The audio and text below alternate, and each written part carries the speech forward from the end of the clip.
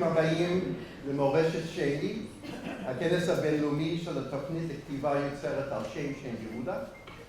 אנחנו מאוד שמחים וגאים להציג בפניכם ערב עם סופר דוד גרוסמן, וכדי להגיע למיין איבנט, that's my Hebrew, נצמצם את ההקדמות מילים כפי שאפשר. הנהוג נעבור עכשיו לאנגלית.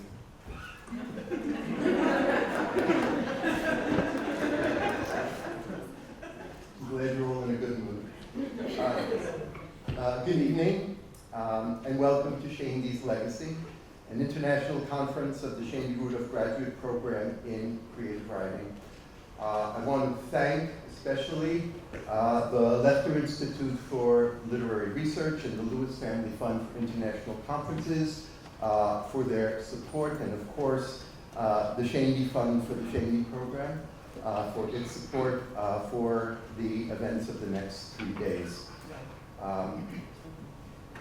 want to welcome you all, but I especially want to welcome Hedda Rudolph, Shaindy's mother, Sarah Olshin, Shaindy's sister, Simone Seymour, Shaindy's other sister. It's wonderful to have them all here together. That doesn't happen often. It's especially comforting and encouraging for us to have you with us as always, and I hope as well for you. For those of you who don't know me, I'm Michael Kramer. I'm currently chair of the program's steering committee, and that's enough. We're especially happy and honored to present an evening with David Grossman, so we'll try to keep the preliminaries to a minimum. We're going to hear the number 10 a lot over the next few days.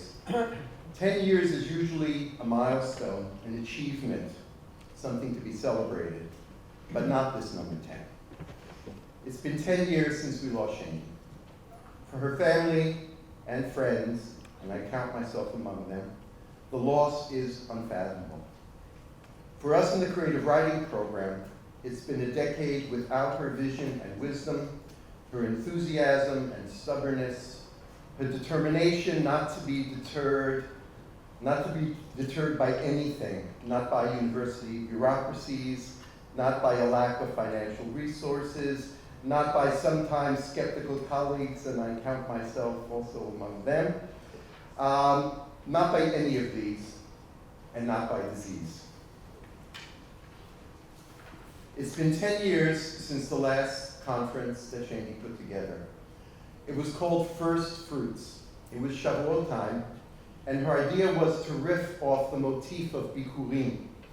She thought it would be interesting to focus on the beginnings of literary careers.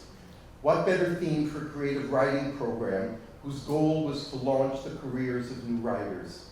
So we had some more established writers talking about the beginnings of their careers. I remember an especially moving moment when Shirley Kaufman, Zechronah Livracha, read a poem from a journal she kept when she was 12 years old. And it featured writers at the beginnings of their careers. It featured a magical session with Edgar Herod and Nathan Englander, which turned out to be the beginning of a beautiful friendship between those two writers. And there was David Bezmazgis after his first book, and Elisa Albert after her first book, and the now notorious Dorit Rabinyan. Shaindy had vision. She simply had a sense of things.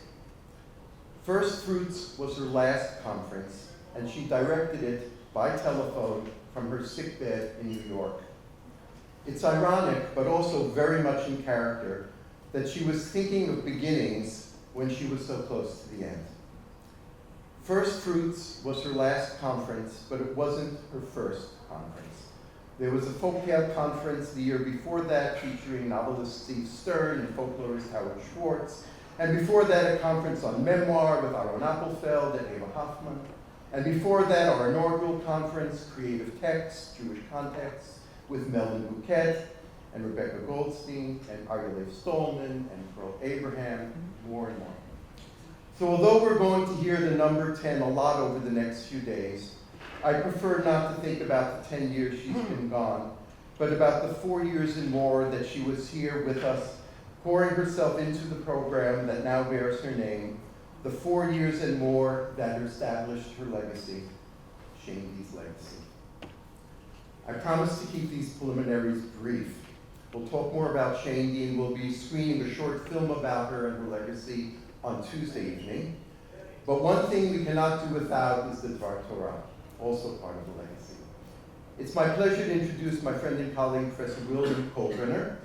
Bill is a Milton scholar, expert on early modern British literature. He's published books on Milton, Mary Estelle, and he also teaches creative nonfiction in the Shandy Rudolph program. His book of wise personal essays, Open-Minded Torah, of Irony, Fundamentalism, and Love, came out from Continuum in 2011. His most recent book, The Last Rabbi, Joseph Soloveitchik and Talmudic Tradition, is due out from Indiana University Press in the fall. Please welcome Professor William Kolbrener.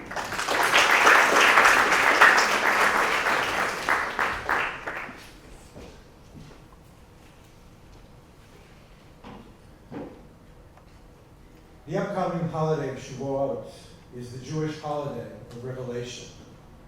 In literary critical terms, also the holiday of the sublime.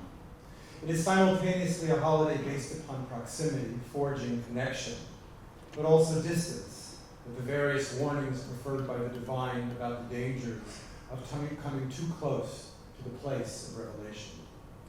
The Sinaitic revelation is represented in Exodus as terrifying, requiring distancing in Maimonides' outlook. The people of Israel only could bear so much of the sublime, so much of revelation, hearing only the first letter, the Aleph in God's name. The alternative name for the mountain upon which the revelation was given is Har Chorev, the place of revelation and life, but also from the root of the name, devastation and even death. In the rabbinic narrative of the revelation and its consequence, the first revelation, as well as the tablets which are testimony to them, represent immortality. If not for the destruction of the first tablets, the sages say, the people of Israel would have lived forever. And further of that period of mythic immortality, said to represent a return to an Edenic, prelapsarian state of eternal life, there would have been no forgetting. In this idealized, indeed mythic state, there would have been no death, no forgetting, no memory, no writing. A mythic ideal to which our current fallen state, after the transgression of the golden calf, bears almost no resemblance. What follows in this continued story with the people's transgression is the beginning of the fallen history we recognize of death, loss, and forgetting. History is, after all, as Joyce's Stephen Dedalus observes, what hurts. In the straightforward account of this narrative, the revelation embodied in the second tablets represents the falling off, with human history now a b'diavad, an after-the-fact concession, a pale imitation of a former higher state of being. Again, the breaking of the first tablets can be understood to represent a tragic re-entrance in history. Yet of this action that inaugurates history and mortality, the breaking of the first tablets, God proclaims in this rabbinic narrative, a job well done, yer shikoach. The rabbinic well done attests to a different perspective, not just a reluctant acknowledgement of a new and impoverished reality, but an embrace of man understood as a historical being, as mortal and forgetful. The principle of well done, the rabbinically endorsed divine approbation of this destruction of the first tablets, as well as the symbol of human immortality, combines with another rabbinic principle. Sometimes only through the negation of something does it come into being. In the destruction of the first tablets, the image of sublime and in some sense inaccessible perfection, does the possibility of a new Torah come into being, a Torah that accommodates the human, the necessity of memory. It is to this new reality that God proclaims, a job well done. The Talmud attributes the first dispute among the sages to forgetting, eliciting a third and also complementary rabbinic principle. These and these are the words of the living God. In a world of mortality and forgetting, perspectives will multiply, disputes will occur. Indeed, the second tablets usher in a world of not only mortality and forgetting, but difference and multiplicity. in which a singular perspective no longer recaptures or even represents divine revelation. The preserved and shattered first tablets are testimony to this. Further, the second tablets represent a move away from creativity defined as uniquely divine to one which allows for, indeed encourages, human collaboration. The first tablets of divine origin yield to a new conception of revelation in which man is a participant. Write for yourself, God instructs Moses, the divine imperative for man to write himself. To the second tablets, sometimes the negation of a thing brings it into being, eliciting multiple different and competing perspectives. These are the words of the living God. The God of the rabbis offers his approbation. Well done.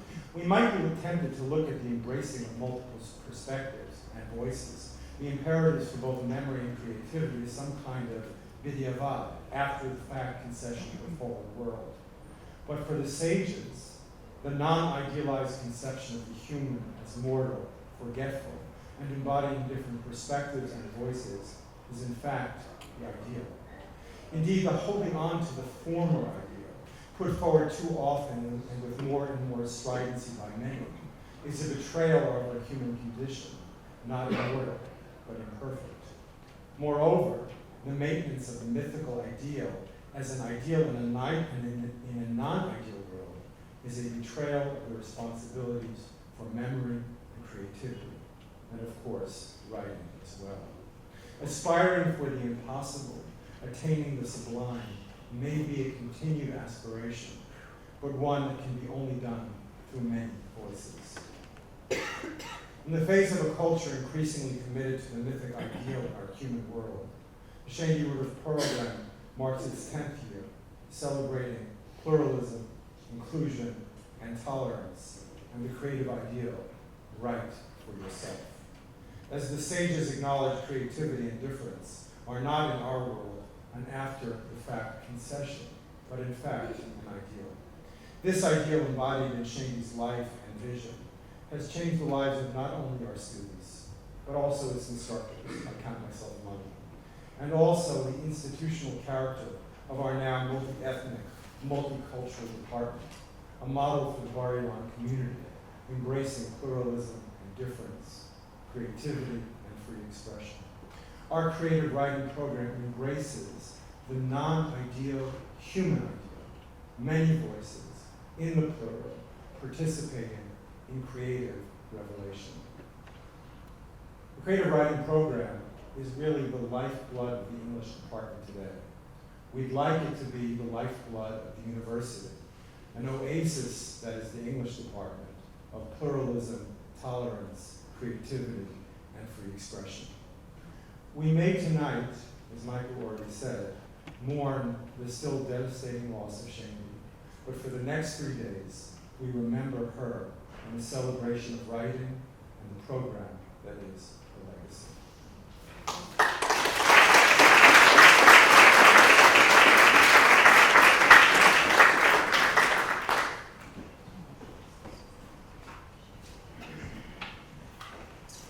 Wow. Okay, now on to the main event. I'm going to introduce Dr. Marcela Sulak, who will introduce David Grossman.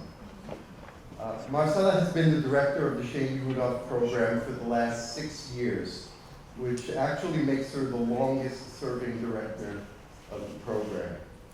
Over those 6 years, she's creatively steered the program through some very, very difficult times and very rough waters. She's restructured the program in important and necessary ways, added the very popular creative nonfiction track, taught innovative courses in poetry and hybrid literature, literary translation. She organized conferences and memorial evenings and did loads and loads of mostly thankless administrative work that only those who have done the job can appreciate. Marcela will be stepping aside as director at the end of the year, and I'd like us to take just a moment now to express our deepest thanks and appreciation. Marcela, thank you.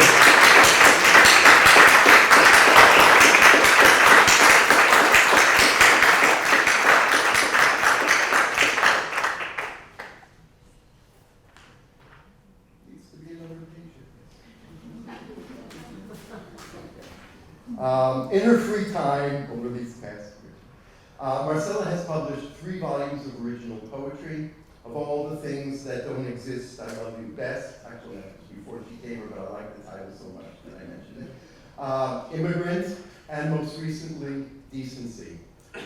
She's also recently co-edited a volume of hybrid literature called Family Resemblance.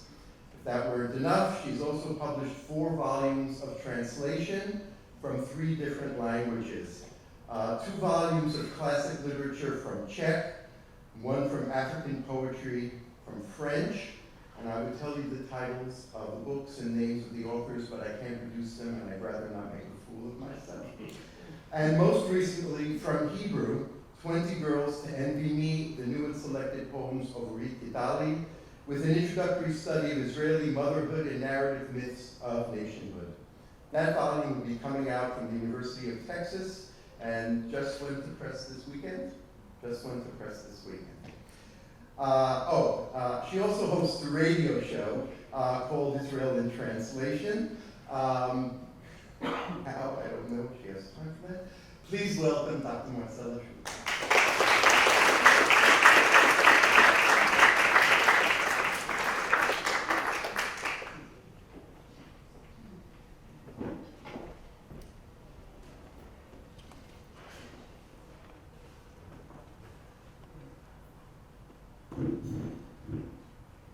I'm not as tall as my colleagues, and so I'm going to sit here because you can see me better than if I stand there, and I'm going to reach the top of that wiggling thing. Thank you all so much for joining us tonight. And I'm going to ask one administrative question since I'm here. Our photographer didn't show up, so if anybody has a nice camera on your iPhone, you can turn it on but turn off the volume. We would appreciate maybe taking a few snaps of the evening and sending them on. That would be wonderful. Thanks.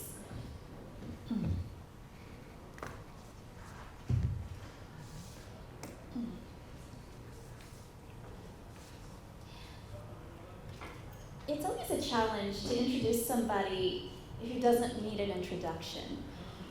And David Grossman obviously needs no introduction. So I decided what I would do instead of listing your numerous awards, because you won every award in Israel and several internationally, and instead of listing all of your books, because there are too many really to list, it would take all of our evening, and you can read many of those in the bio. What I decided to do is to start off with your early beginnings, because I don't think that many people know about them. Maybe if we've read your collections of essays about your father and Sholem Aleichem, but Mr. Grossman's immense productivity and contributions to the arts began at the age of 9, when he won a national competition for the works on Sholem Aleichem, and then you became a child actor for national radio. And I mention this because so many of his works deal with childhood, from the perspective of children, but also from the perspective of parenting. And you've just now recently written a book for children.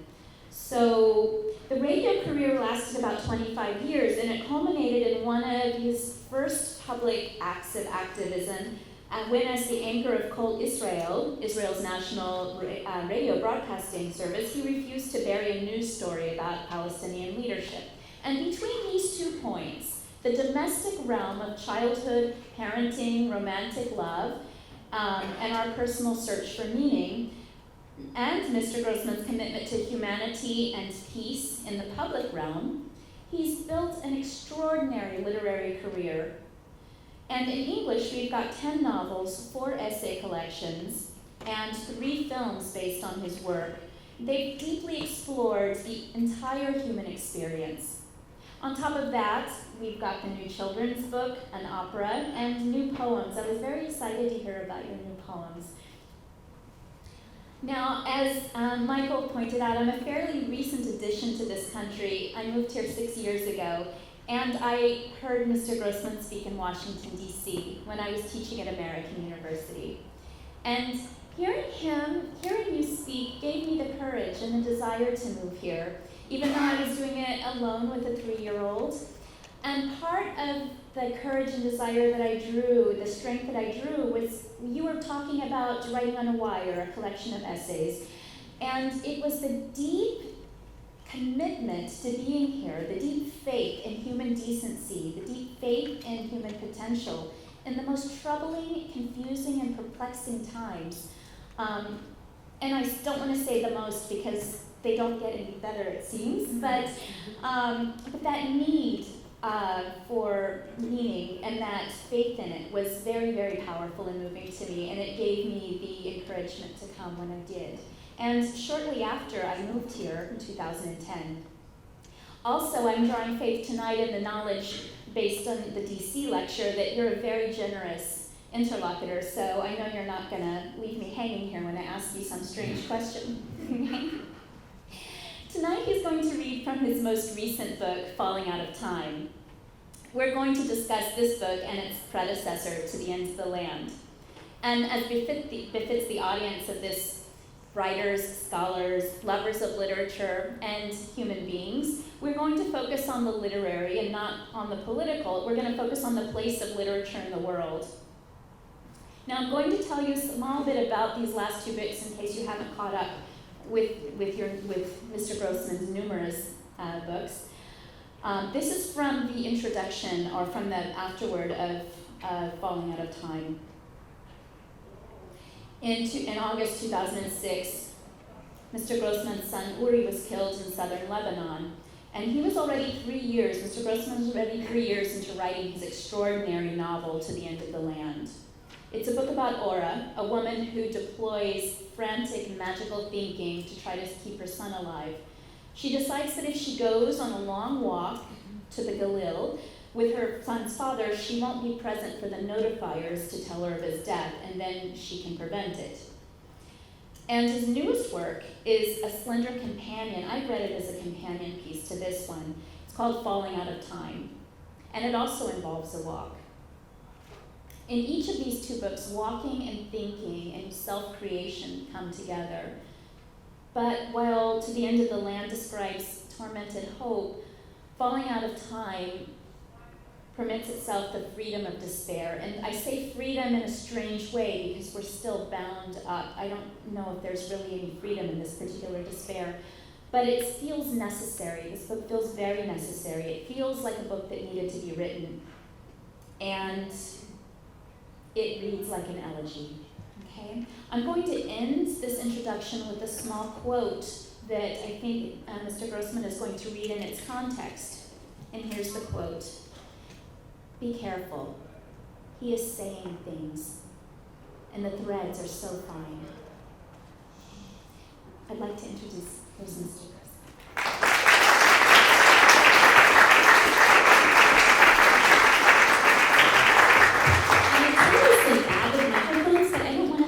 So far away from each other, so I'm gonna, if I don't break the table, we'll see if this works. Thank you, Michael.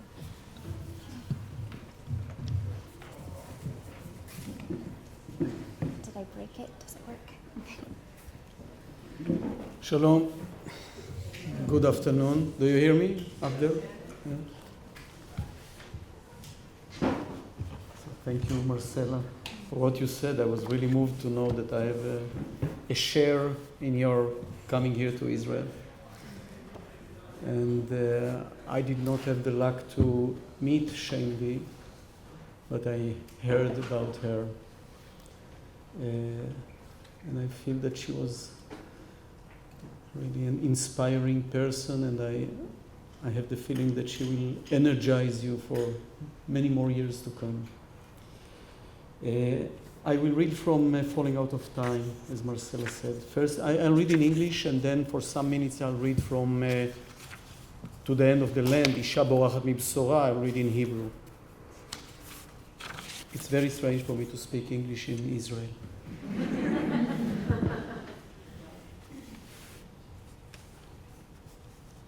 Town's Chronicler. This is how it starts, the book. Town's Chronicler.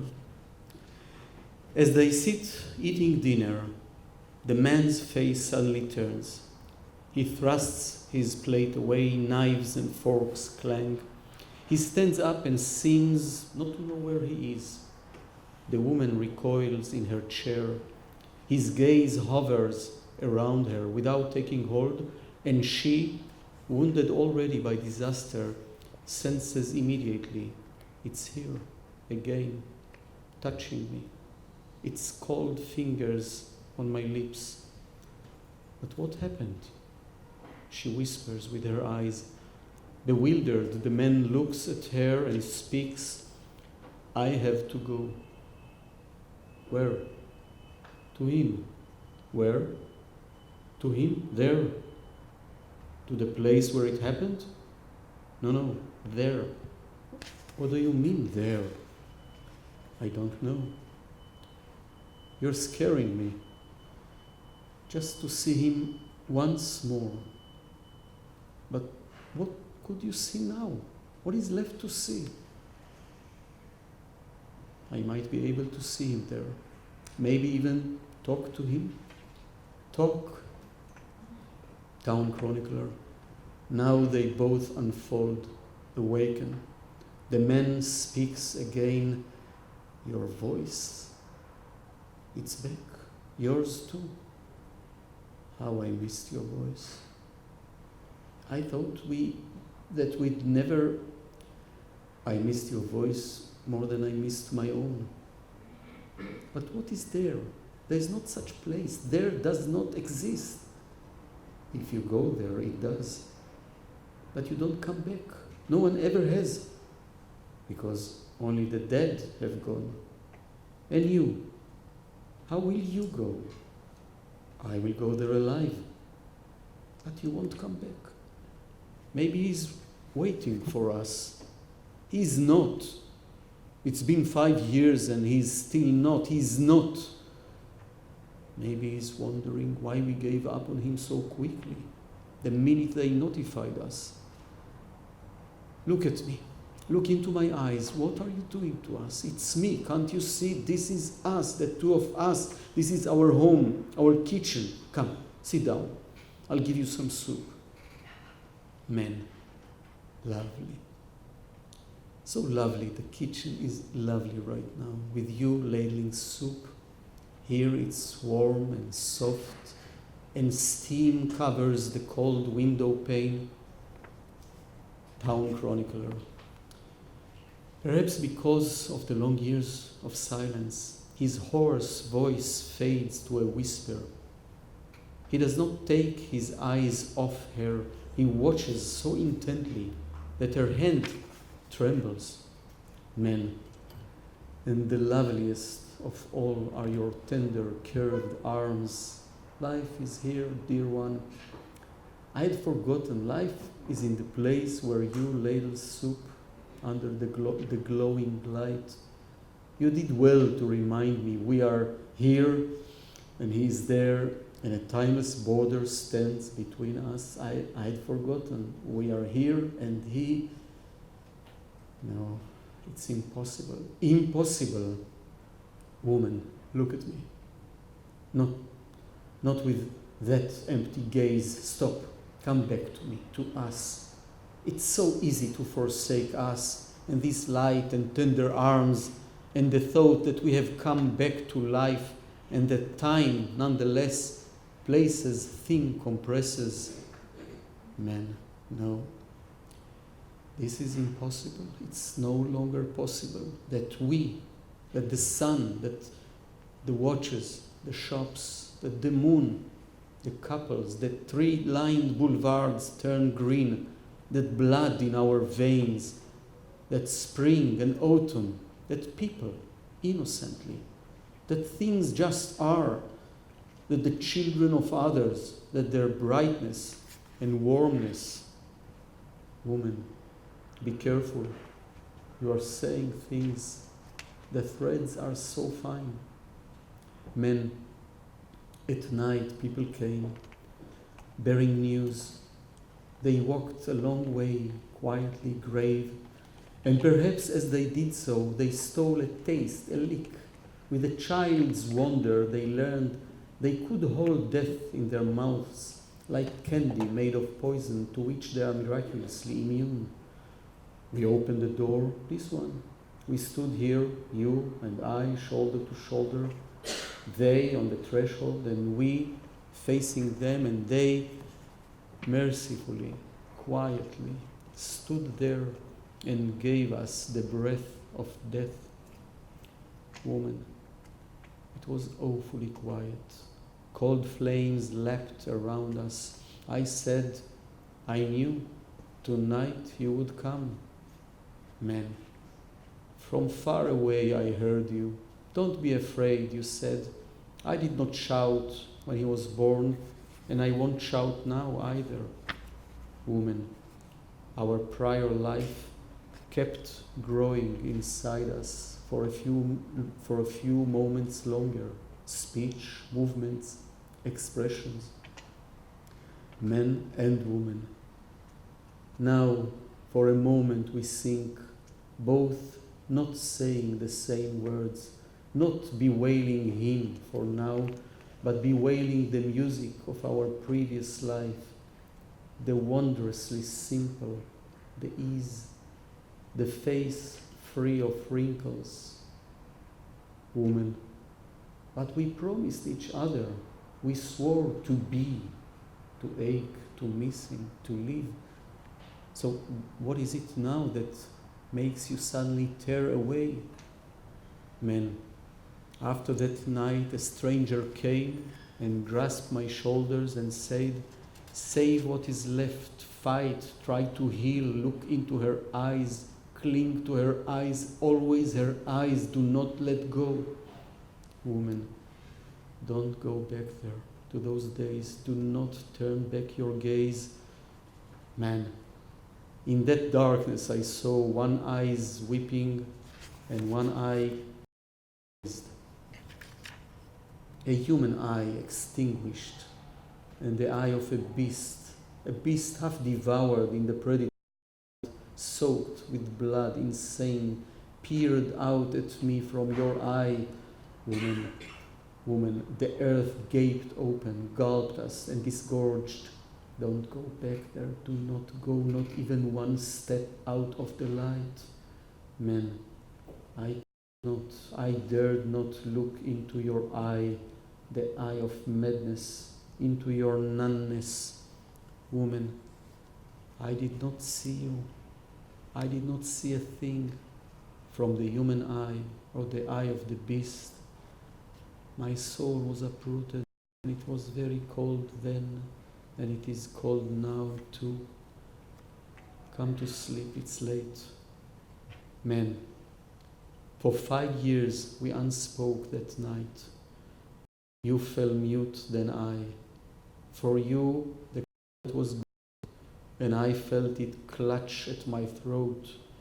One after the other the words died, and we were like a house where the lights go slowly out until a somber silence fell.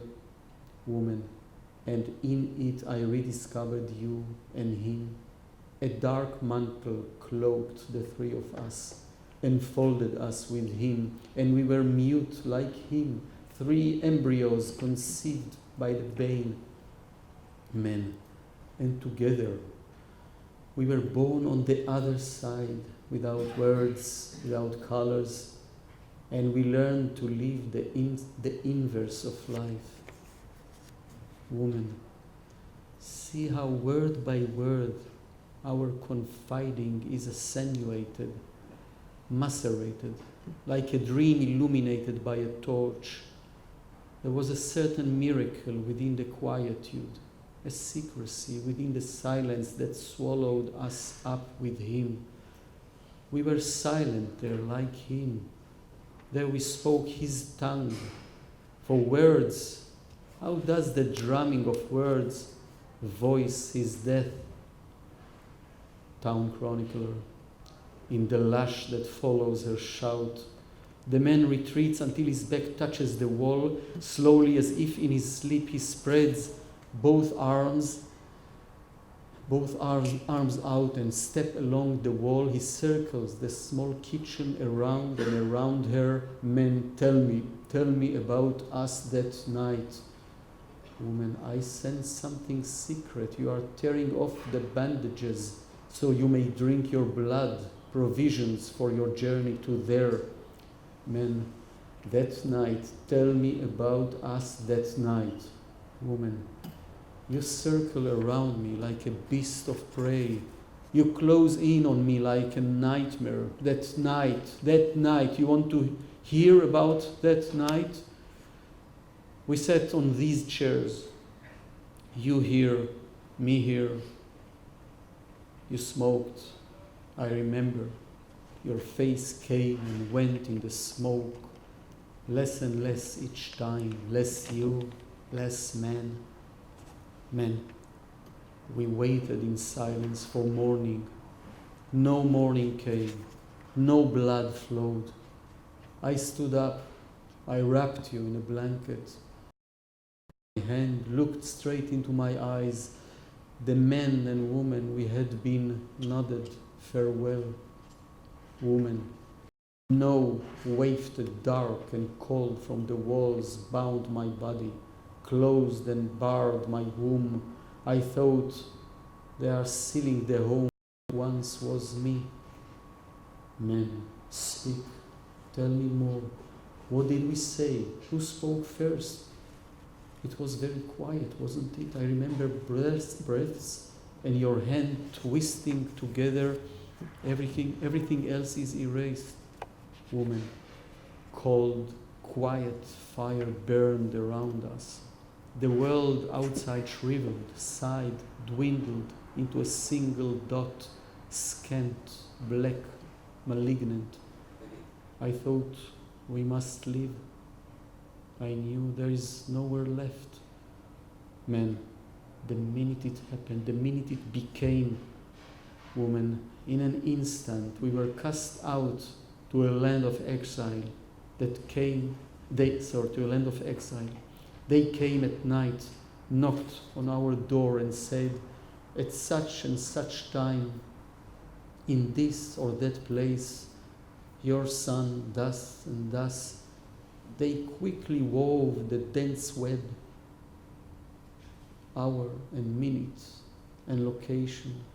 But the web had a hole in it, you see. The dense web must have had a hole, and our son fell through. Town chronicler, as she speaks these words, he stops circling her. She looks at him with dulled eyes, lost, arms limp. He faces her, as if struck at that moment by an arrow shot long ago. Woman, will I ever again see you as you are, rather than he is not? Men, I can remember you without his nunness, your innocent, hopeful smile. And I can remember myself without his nunness, but not him. Strange. Him without his nunness, I can no longer remember.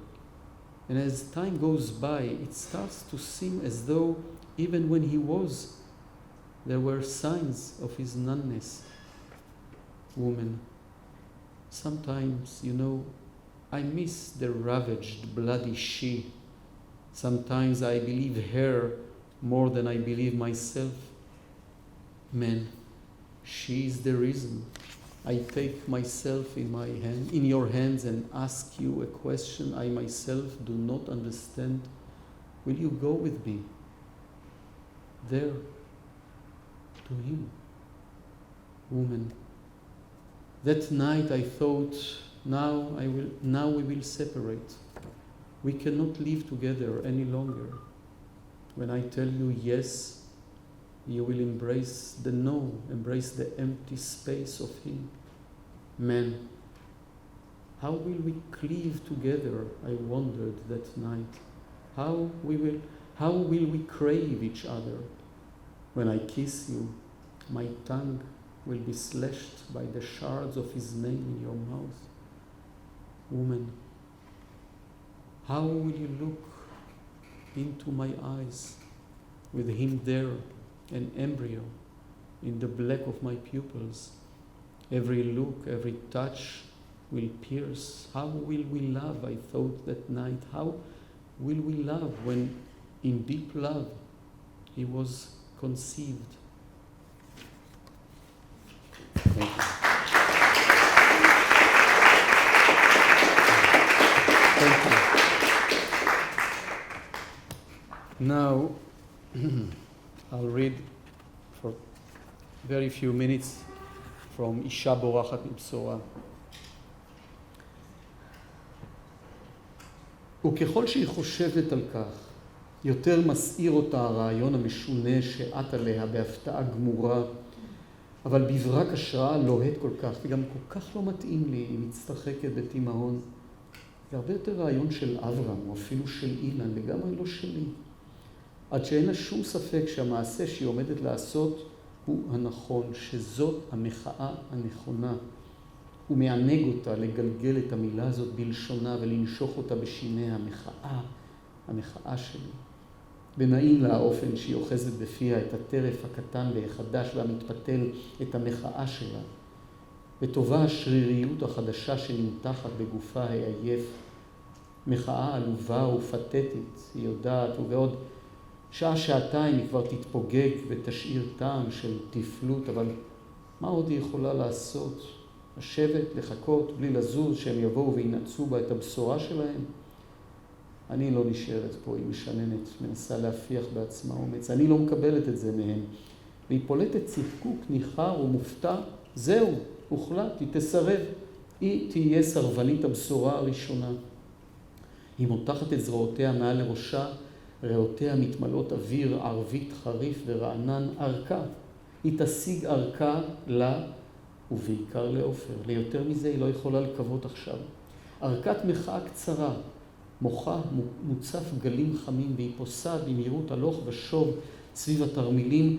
בלי ספק יש איזה פגם בסיסי בתוכנית שלה, איזו שגיאת היגיון שזועקת לשמיים, שעוד רגע תתגלה ותפריך את העניין כולו ותלעיג עליה ותשלח אותה הביתה עם שני התרמילים שלה.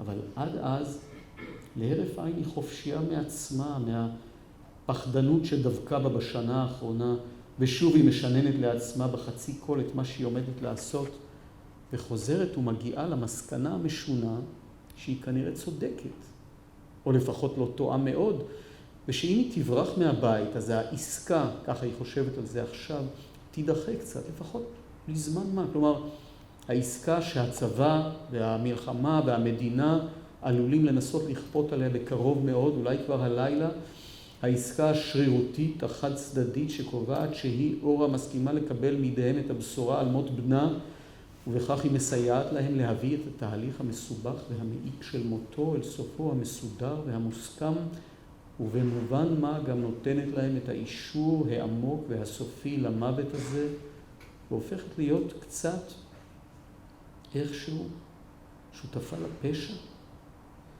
ועם המילים האלה אוזל פתאום כוחה, והיא צונחת ומתיישבת על המדרכה בין שני התרמילים, שכמו מצטופפים אליה כעת מעצמם, מגוננים עליה כמו זוג הורים, שני תרמילים גוצים ותפוחים, והיא חובקת אותם בזרועותיה, מושכת אותם אליה ומסבירה להם בליבה, שאולי קצת מטורפת ברגע הזה, אבל בהיאבקות בין המבשרים לבינה היא חייבת ללכת עד הסוף, ראש בראש למען עופר, כדי שהיא לא תרגיש אחר כך שנכנעה בלי לפרפר ולו קצת.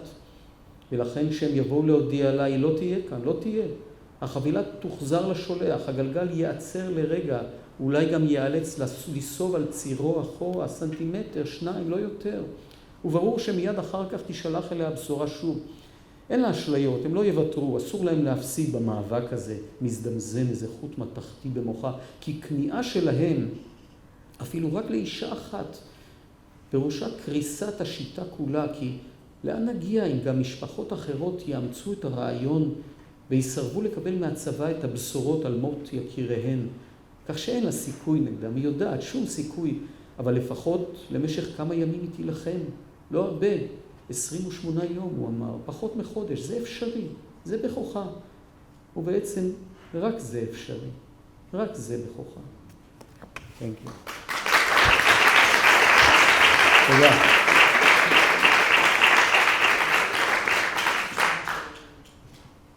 Thank you. Just listening to the passage that you read, there seems to be it's hard to follow this because it's about the unspeakable. And how do you talk about the unspeakable? The tension between there and here in the kitchen with the soup. The tension between unspeaking and speaking and writing, which is what you're doing here. And what struck me immediately when I read the book is the hybridity of the genre. It's very poetic. We heard the poetry more in To the End of the Land that you read, which isn't the same. In Falling Out of Time. Falling Out of Time is very poetic, but you don't hear it as much in English translation as you would in the original because of the rhythms of the Hebrew. Yeah, maybe we should. It's a gorgeous English translation. It's Jessica Cohen, it's fantastic. Beautifully done.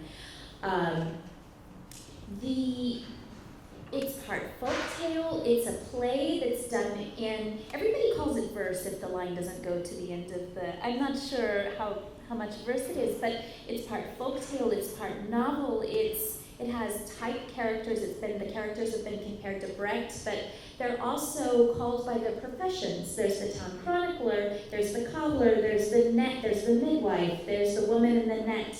The mathematician, the math teacher, and they don't have personal names. And yet, it's a very, very personal book. And so I was wondering how it came to be written, the genre of it. How did you find the form to speak the unsayable here?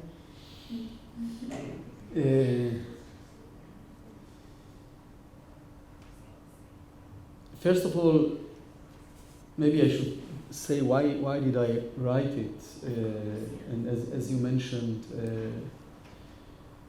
for us, it's also the 10th anniversary. We lost our son Uri almost exactly 10 years ago in the Lebanon War. And when it happened, I was still quite immersed in the writing of To the End of the Land, which talks about fear from the Bsorah, from the notification, which is an experience that is shared by many, many Israelis who have children, sons, daughters, brothers, fathers, friends in the army. And I remember that when we were mourning in the Shiva, we started to get letters from people in Israel and out of Israel. And some of them were from writers.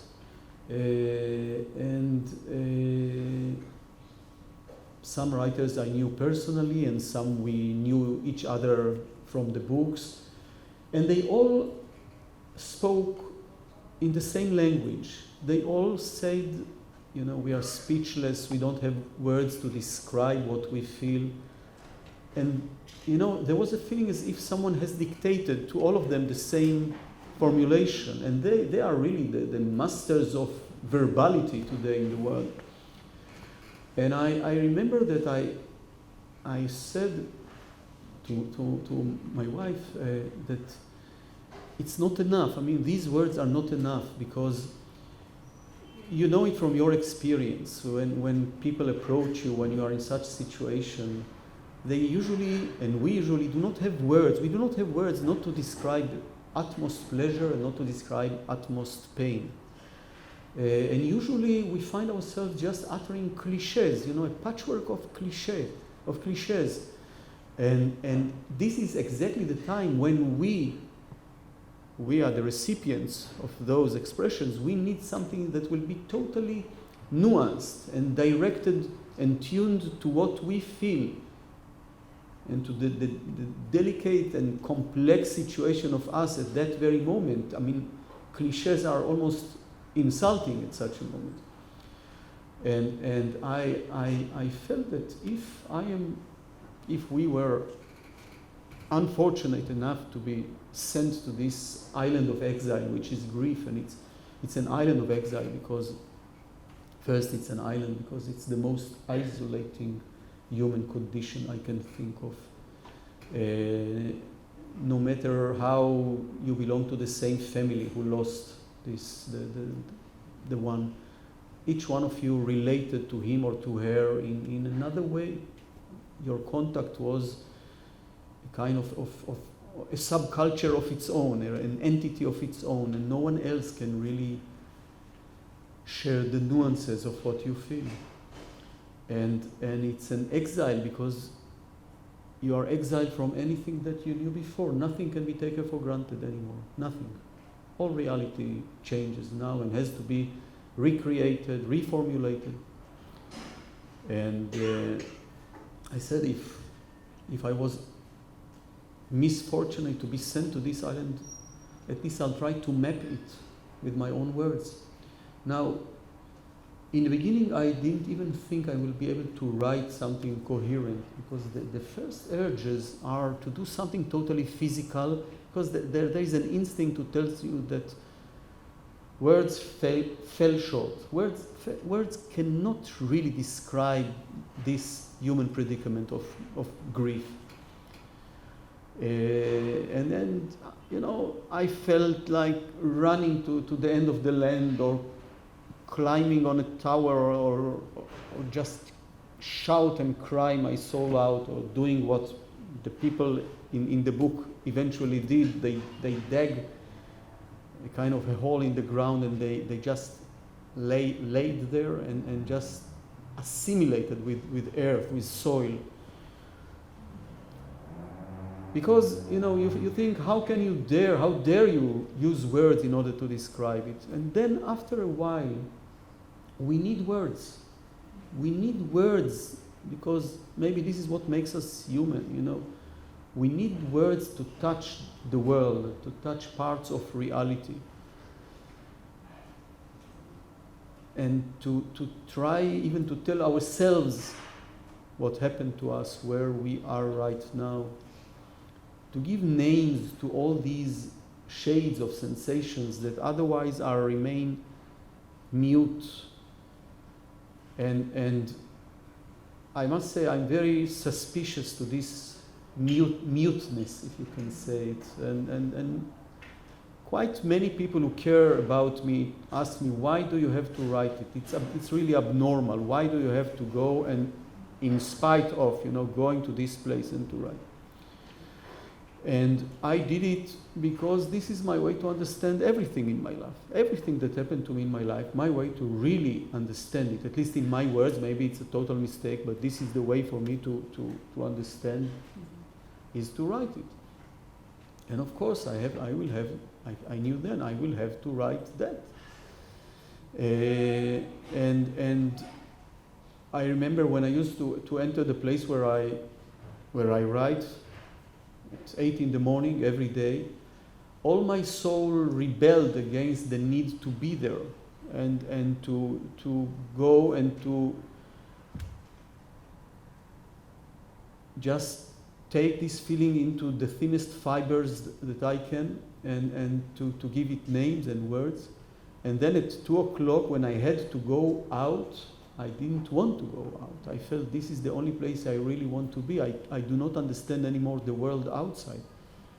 But being inside, being there was my place.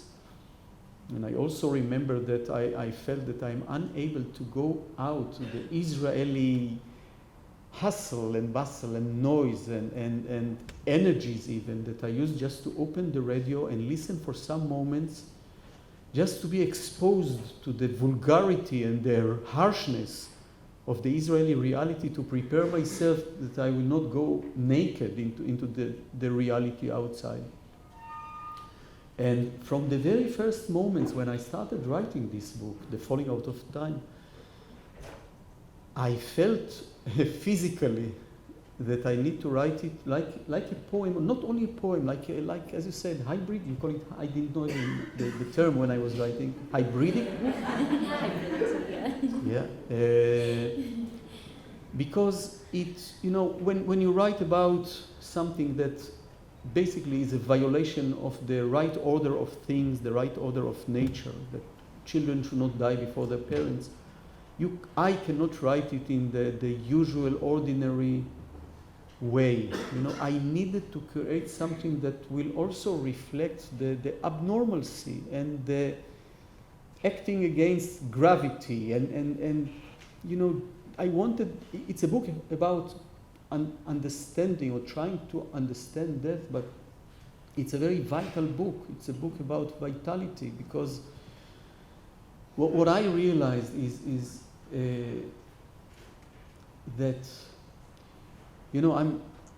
for a person like me, I'm an atheist in Bar-Ilan. Yes, I'm an atheist. You don't have any department for atheism in Bar-Ilan.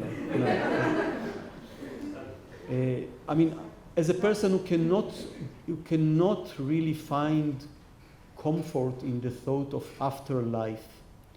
I wish I could, I just cannot. I believe that here is what we have.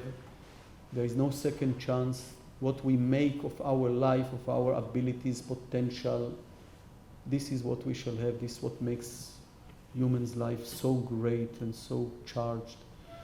And I really don't know what happens on the other side, in the afterlife. Nobody knows, actually. Believe me, nobody knows. There is a kind of a monolithic, obtuse wall between us and over there.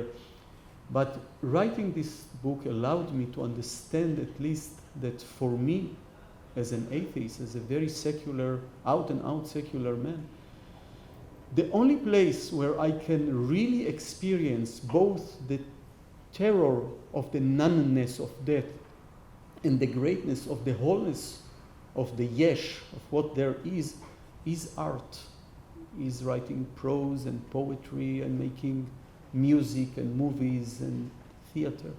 This is the place, I think, that when it is serious, it really takes place in the very throbbing contact point or border point between, as I said, the wholeness of life and the horror, the terrible thought of the nothingness of death. Mm-hmm. So, to your very short question, you see why I write such heavy books and not haiku poems. But maybe I'll just say that maybe even the thin lines, they reflect the tension between the total reluctance to write this book and the total need and urge to writing it. It's like that. And also I think maybe poetry is the closest art to silence. And it's about talking about it and being silent about it. Yeah, thank you. Now, this is a group of writers and aspiring writers and lovers of literature, and so what you just now said about the physicality of the experience, having to physically do something, physically act, and then mentally understand and then create art, the act of walking, the act of digging into the earth, makes me start to articulate what I find so vital about the characters, because even though the characters are types or professions, they are very, very physically there in the book. They do things, they make shoes, they chew nails, they swim with nets, they repair nets, and so I feel like this is part of the aesthetic that makes these characters so fleshed out and alive. But maybe you can tell us how you do this, how you create such vivid characters. In every book, not only in this book, but every book that I wrote and hopefully will write, I always start from the body. I cannot understand the character without totally understanding his or her body. And I mean, it will sound strange and maybe even embarrassing, but every movement that one of my characters does, I do it before. And I need to walk like him or like her, and everything. I need to know the touch of their hair and the way they eat and the way they speak and the way they make love. I just need, only through that I start to understand the character. It never starts with an idea, a kind of an abstract idea. It always has to do with the concreteness of the body of the character. I remember when I was writing Someone to Run With, Mishu לרוץ איתו, and I had the story, but I did not have Tamar, I did not have the young woman, she's 16 years old woman, because I didn't know how it is to be a 16 years old woman or girl in between. And in such months when I'm looking for a character, I'm really like a crazy hunter. I really walk on the streets. I can be arrested for the gazes because I'm looking for a face, I'm looking for a body, I'm looking for a way of walking, for a way of being in the world, for a way of occupying a space in the world, because, I told you, this is how I understand. And then one day I entered the computer store in our mall in Mevaseret Zion.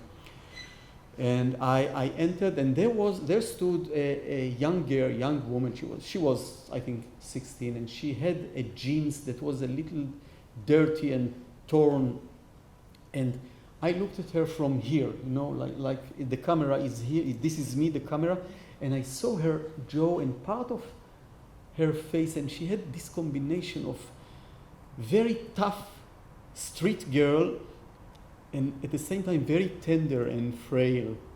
And I looked at her and I just knew this is what I need. And I remember I flew out of the store because I didn't want to hear her talking to the seller because the voice I brought from another place.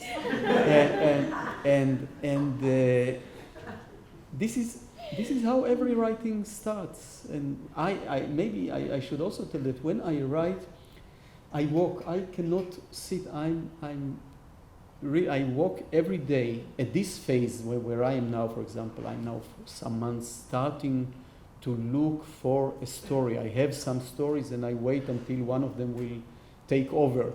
And what I'm doing is every day I am walking. Really, I am walking like a prisoner from a window to the door. I have a corridor of 13 meters.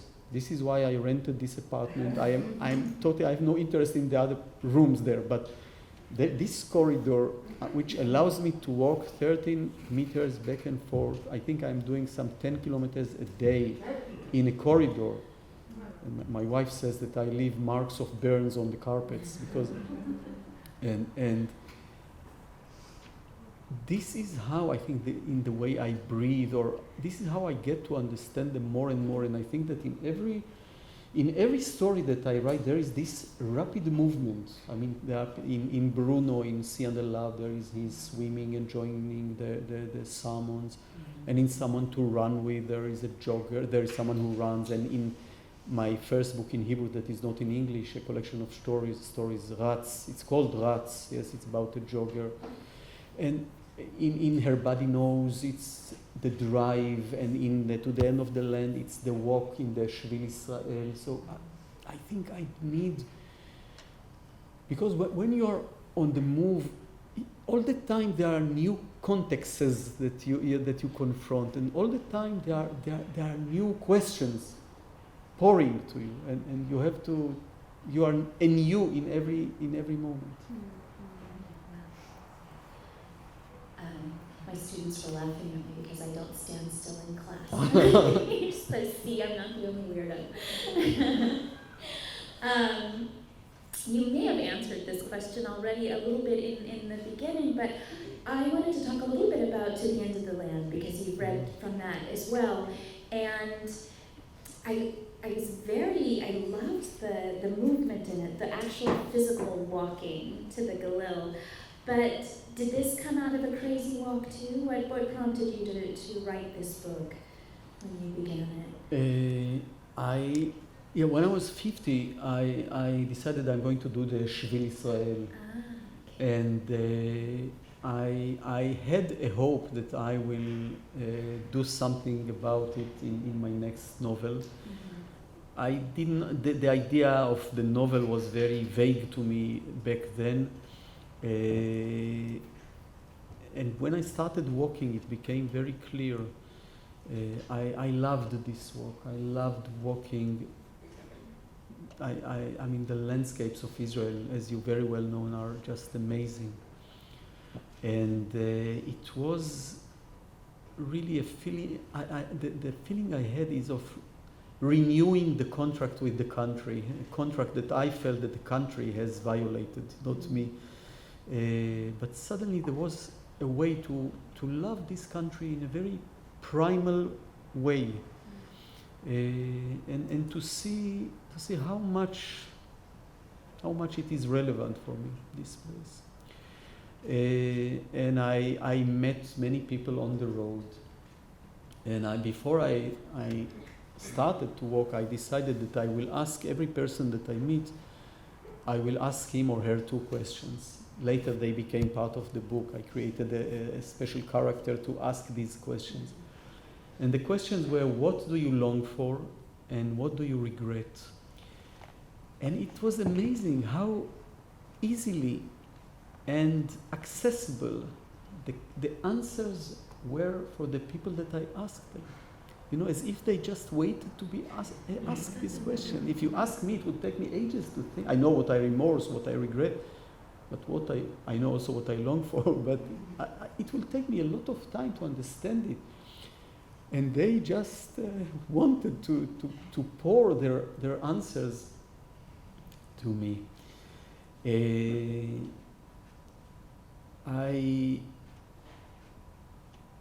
I think this book, the Isha Borachat Mibsora,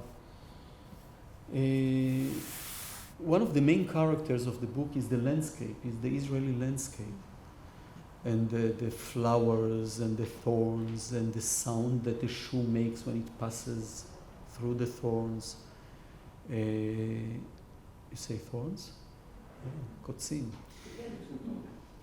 And the color, the changing colors of the sky, and the way you can lay on the ground and see the clouds passing above you. And there was also something in the encounters in the Shvil, because many of the people that I met were deeply against my political opinions. There were many encounters with settlers, young settlers. But when you meet out there, suddenly you are totally disarmed of all those terrible suit of armors that we all got to put on ourselves. And the talk was so personal and intimate and simple. There was something simple, something without the usual nervousness and antagonism that we all face here in our everyday encounters. Yeah. That's a wonderful idea. What is, this might lead up to the next question, but you kind of answered that as well, but what is the role of literature, do you think, in today's complex and exasperating and troubled period? In the past, it was just recording history, or it was telling people how to behave, or...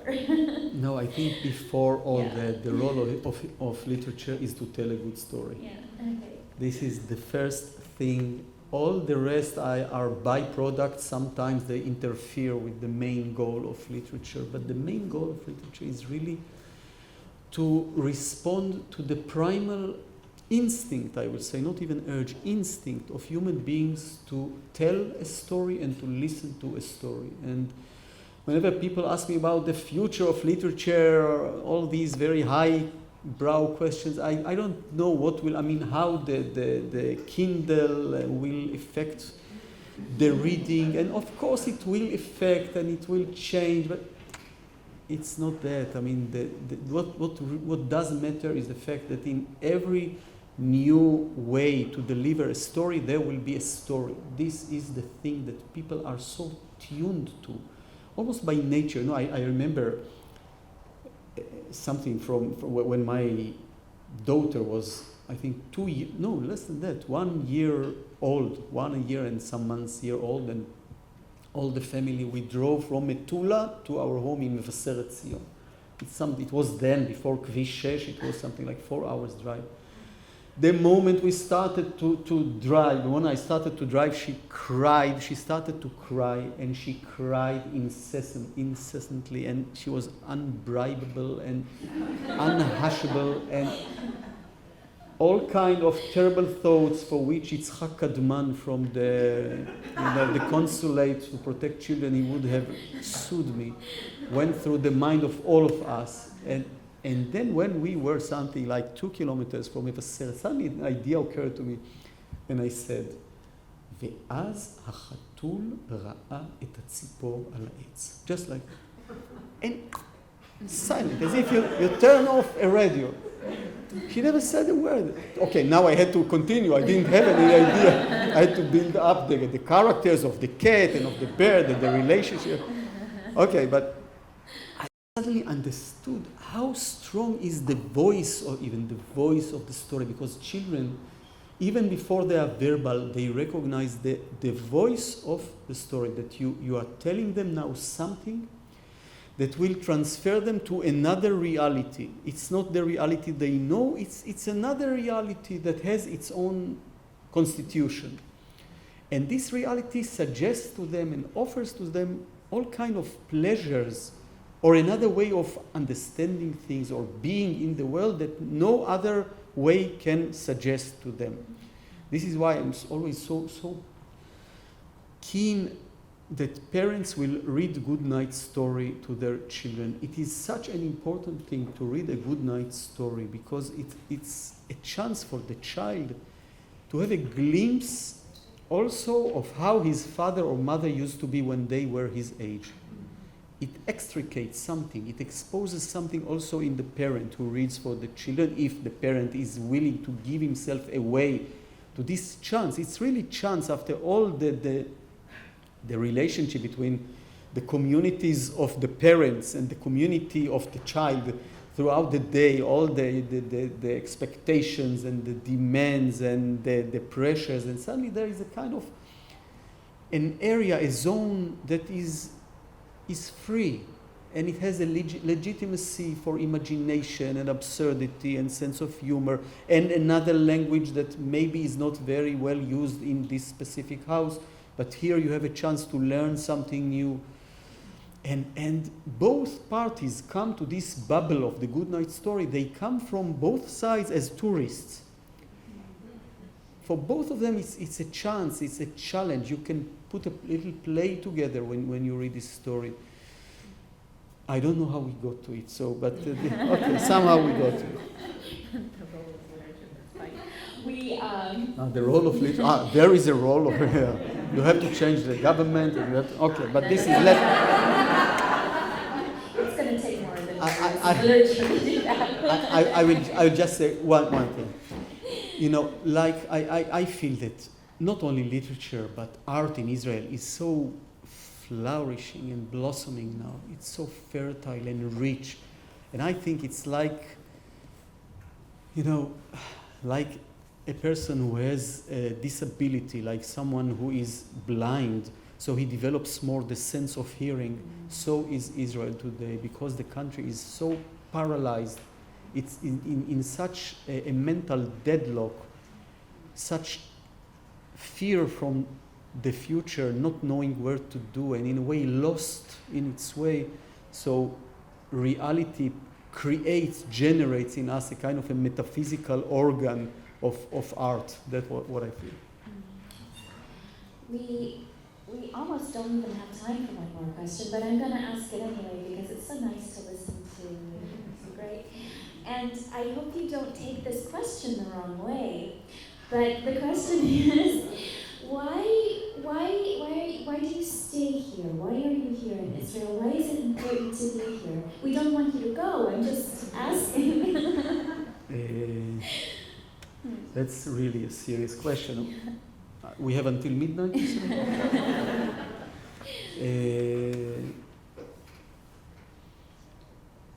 I think I have never been out of Israel for more than 2 weeks, maybe. No. Before, in our honeymoon, we were 2 months out. But usually, since then, why is that? Well, there are quite many reasons for that. First of all, it's the only place that speaks Hebrew, that everything is formulated in Hebrew, and it's the only place that I do not feel myself a foreigner the moment I start talking, yes. Now I feel foreigner because I speak English. Yes, but I have to speak English. It's but cheaper than traveling. It's like that, yeah. But I'm here because this place is relevant for me. It's a relevant place for me, and I want to live my life. Our life is very short to start with, and I want to live my life in a relevant place. And the relevancies are not only the things that I like, but also the things that I do not like. I cannot tell you that I can detach myself fully and hermetically, not even from the settlers or the Noar HaGvaot. I can see them as an option of me. I don't want them to take over me, but I know why they behave the way they behave. I know what fuels them. I know their anxieties. I know the Bible that they are reading. I totally disagree with them, as I said, but I cannot deny that it's an option for me. And as a writer, I'm very glad that it is like that. When I write my political articles, I have to be much more precise and in a way limited, I feel. But when I write literature, I want to be open to all the materials of life and personality that are hovering in the air here, because part of what makes this place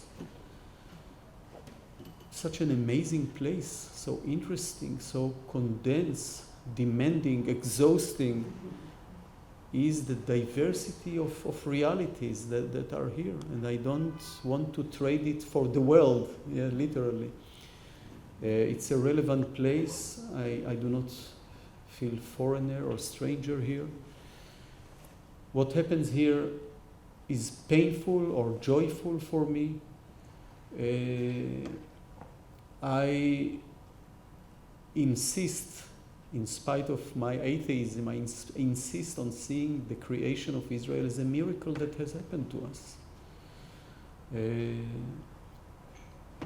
Against all odds. And what we have created here in the last 68 years is no less than a miracle, I think. Things got distorted over the years. We found ourselves in a dead end, I think, in the places where we brought ourselves in our relationship with the Palestinians, with the neighborhood. But still, it will not make me change my opinion that the story of Zionism, the story of the Jewish people who came back to their homeland, where we originated after almost 2,000 years, is one of the greatest stories of humanities. And what really freaks me out is the feeling that our leadership today is not really loyal to this miracle and to the options and to the potentials of this country and of the great chance that peace might create for us. And I'm not talking now about solving only the political problems or refugees or water or borders. There are clever people who will solve it. I'm talking now about another way of being in our life here in Israel, and another way of being in life at all, of breathing with both lungs, of really understanding how great it is that Israel is a home. Yes, maybe because of that I'm not living, because for me Israel is a home. And I want it to be a home. Unfortunately, it is not the home I wish it to be.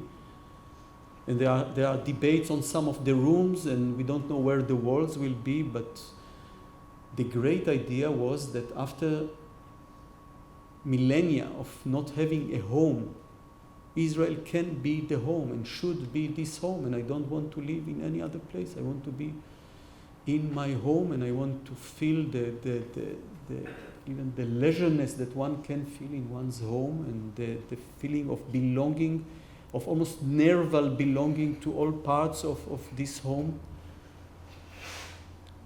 And to feel that we are able to take our destiny in our hands, not to be only passive to the acts and to the initiatives of others, because the great idea of creating Israel was that we shall never again be victims of anyone, and we shall not be dependent on the goodwill or the badwill of others. And look at us, the greatest superpower in the region. We got support from everyone, and still we regard ourselves as helpless victims. No, I don't want to be a victim. Being in the independent, sovereign, peaceful Israel is the best way of not being victims of anyone. Sorry for this long speech, but yeah.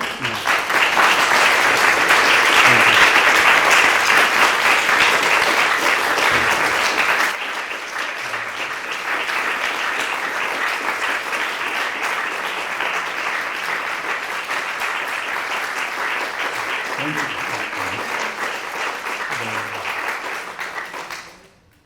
And I'll add my thank you so much. This was the most pleasant conversation I can remember having, so thank you. Thanks so much to my colleagues for the beautiful introduction, the beautiful Torah, guarding the food and taking care of all of the other things. I want to also just thank Jim Maidenberg. Where are you, Jim? A couple of weeks, a month ago, Jim called me and said, "Do you need help?" I was like, "Is it so obvious?" And she just gracefully stepped in. "Are you here still? Where are you?" "There you are." "Thank you. I don't know what I'm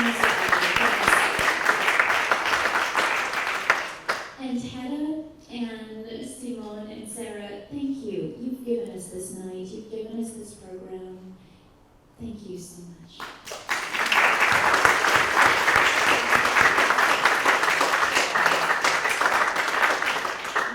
Rashti has some books outside, so from Sipor Pashut, you can get David Grossman's books and other as well. So go ahead and look at the table. And Michael, if you. So on your program, you'll see that we have 2 more days of conference, and they're full of beautiful things. We've got workshops that are all free and open to the public tomorrow in hybridity and translation, which are 2 incredibly important things tonight. We have book launches for alumni Joanna Henn and Anthony Michael Moreno, who are both here. And tomorrow's workshops are going to be led by our guests, Hadar, you're not doing one tomorrow, Sharon Dolan and Adriana Jacobs. And then tomorrow night you can hear them read with Hadar Barnadab. And then finally, on the last day, we'll have workshops in fiction, poetry, and nonfiction. And we will have Mati Friedman, who will talk about his newest book, Pumpkin Flowers, with Ivana Bloomberg.